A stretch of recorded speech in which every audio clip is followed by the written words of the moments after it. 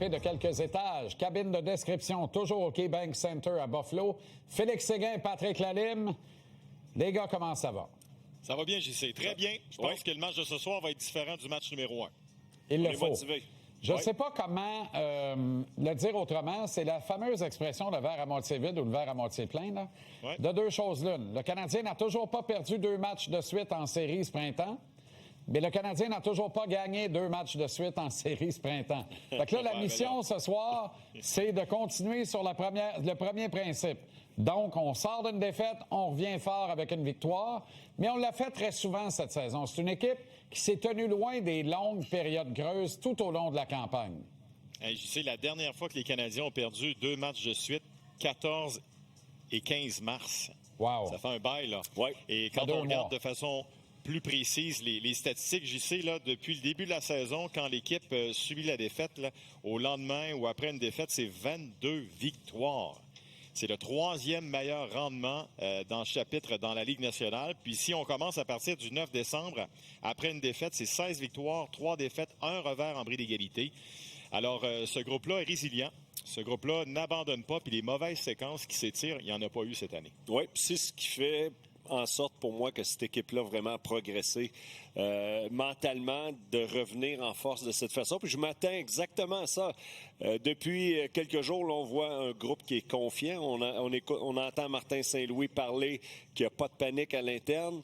Puis de voir les joueurs s'automutiler un peu eux-mêmes. Là, quand tu regardes Hudson, quand tu regardes Caulfield, pour moi, c'est un signe qu'on n'en a pas assez. On veut revenir en force et on veut prouver le contraire.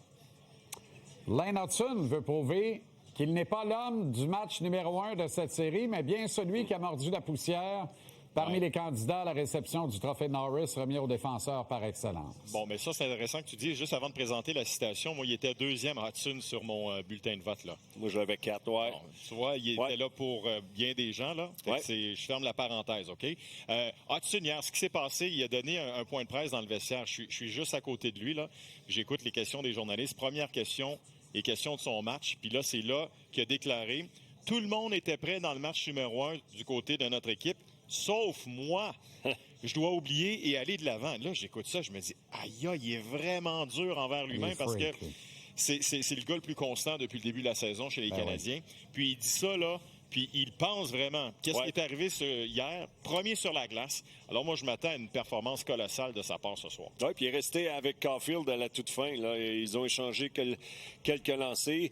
D'être difficile, c'est une chose, puis moi, j'aime ça, voir ça, puis il semble bien le contrôler. Puis Martin Saint-Louis a dit une chose, je le laisse tranquille, je le laisse aller avec sa préparation, il sait ce qu'il fait. Il dit, s'il y en a un dans notre formation qui est prêt à tous les matchs depuis que c'est amené dans la Ligue nationale, il dit, c'est lui.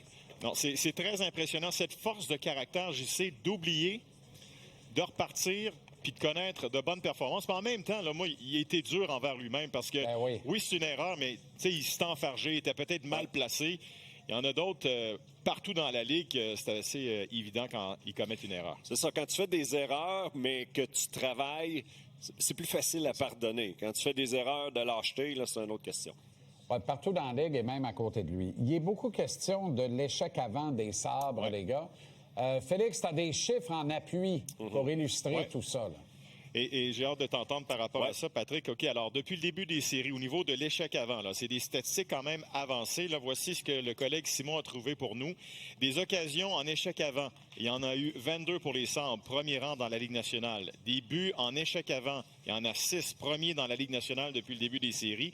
Et des buts sur des revirements, il y en a 16 au premier rang de la Ligue nationale de hockey. Alors, quand on dit que cette équipe-là est bonne en échec avant, ces statistiques-là le démontrent. Oui, puis s'il y a un ajustement que le Canadien peut faire, là, c'est peut-être de laisser un petit peu moins d'espace au Sabres en zone neutre. J'ai trouvé dans le dernier match qu'il y a eu souvent des situations où on avait une passe qui battait les 3 attaquants du Canadien. On s'amenait, on avait beaucoup d'actions de la part des Sabres. On est rapide, comme le Canadien. Très rapide. Mais là, il va falloir...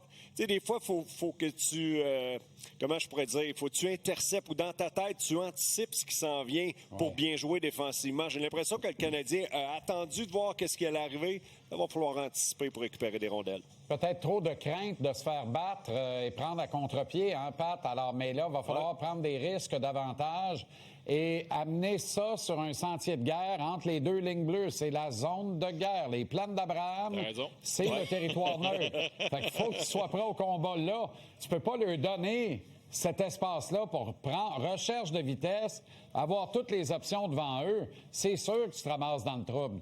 Et il y a quelqu'un qui m'a dit hier, les attaquants vont devoir se replier davantage, la pression en repli va devoir être accentuée. Ça fait partie de venir livrer bataille dans le territoire neutre. J'en parlais à Anthony Martineau juste avant qu'on converse.